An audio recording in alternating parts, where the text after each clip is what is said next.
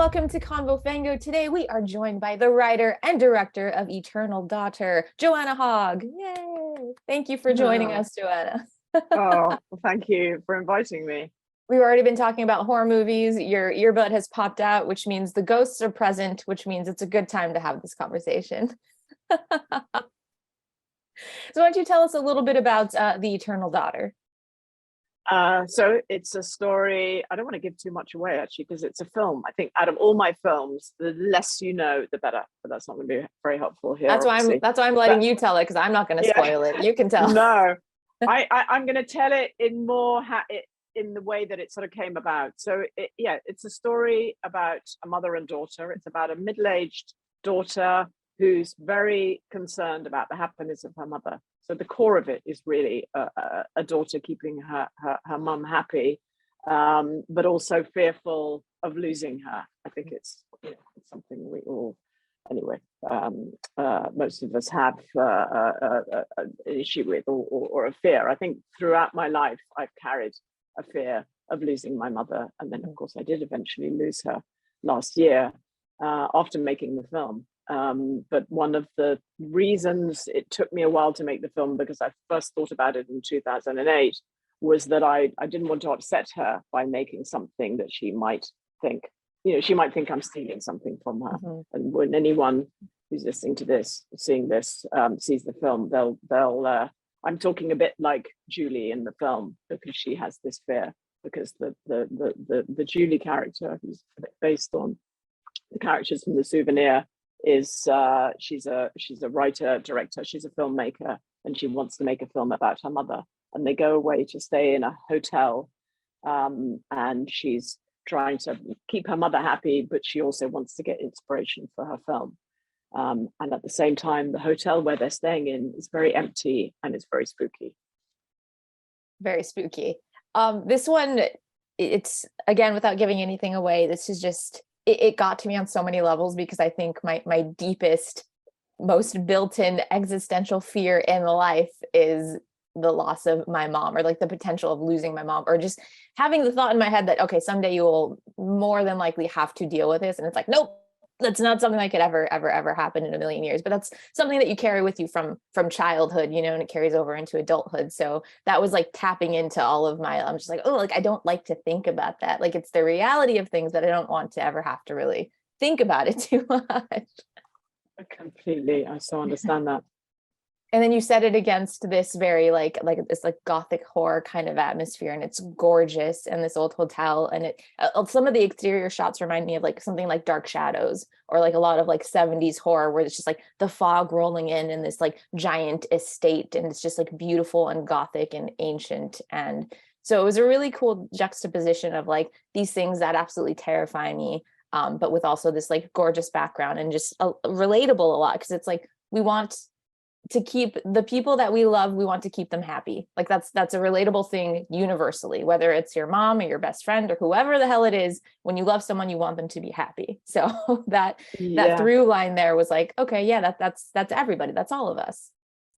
Well, it's so nice to hear you say that, because obviously you're such a huge fan of horror films, and I felt very much a responsibility to fans of horror and ghost films to deliver something. At the same time, I knew that I was exploring this very emotional territory, so I wasn't going to be completely embracing the genre. So I hope some people who are a fan of the genre are going to be frustrated by that. But for me, the real horror is what you've just described, is the idea of losing one's mum. So that it's horror in its different facets of it.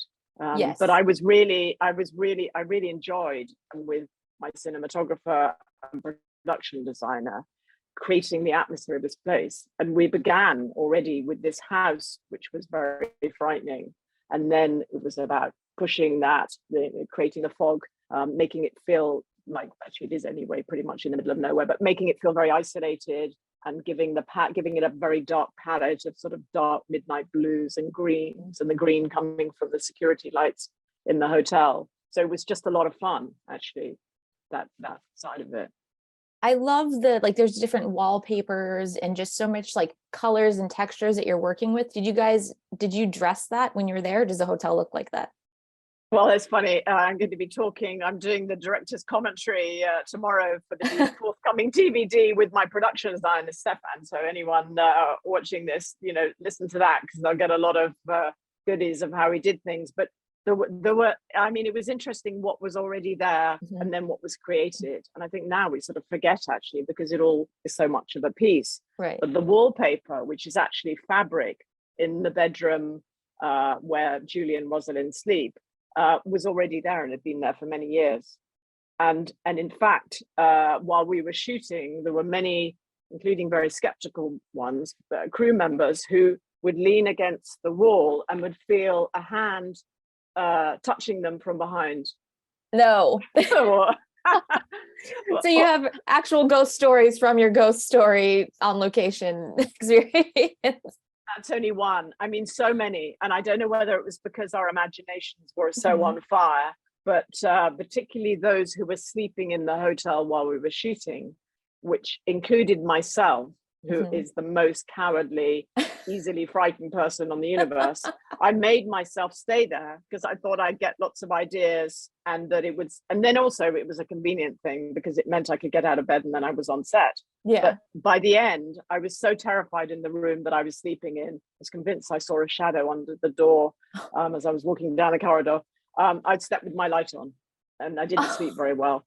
Oh my it was worth it. You really went like for the deeply immersive method experience on shooting this. Yeah.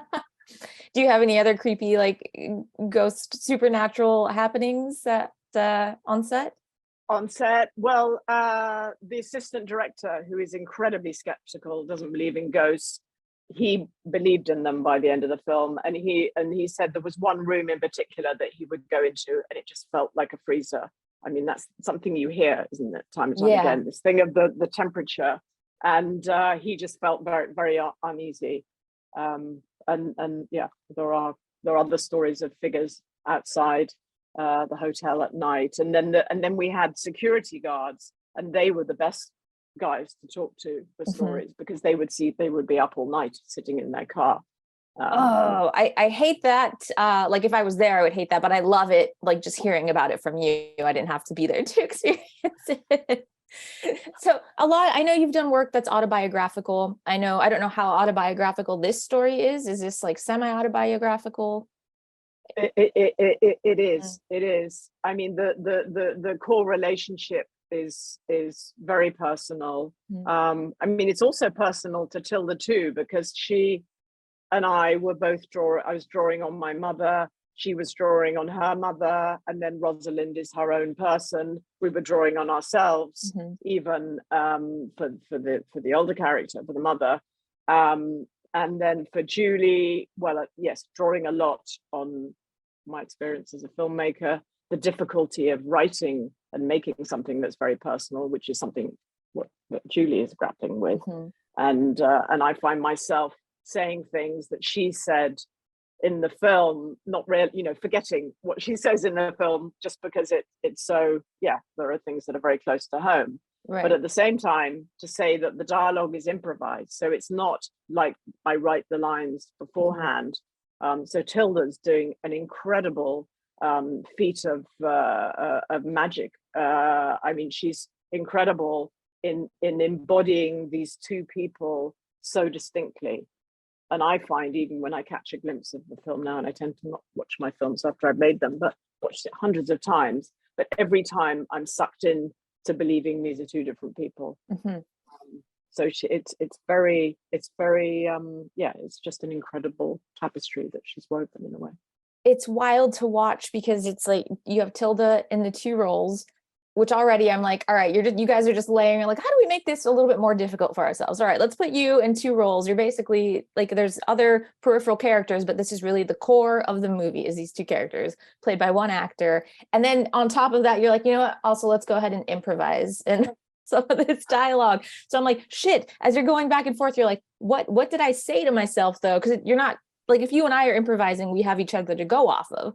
If I have to sit and have a conversation with myself, I have to go back and either like playback or take notes or remember what it was that like this character said to this character and then react and go back, and it's just like you guys like threw so many elements at it to just make it even more like complicated, but it's amazing to watch like it as a completed project. Well, that's great. That's so great to hear. And Tilda is, yeah, she's astonishing that she was able to do that.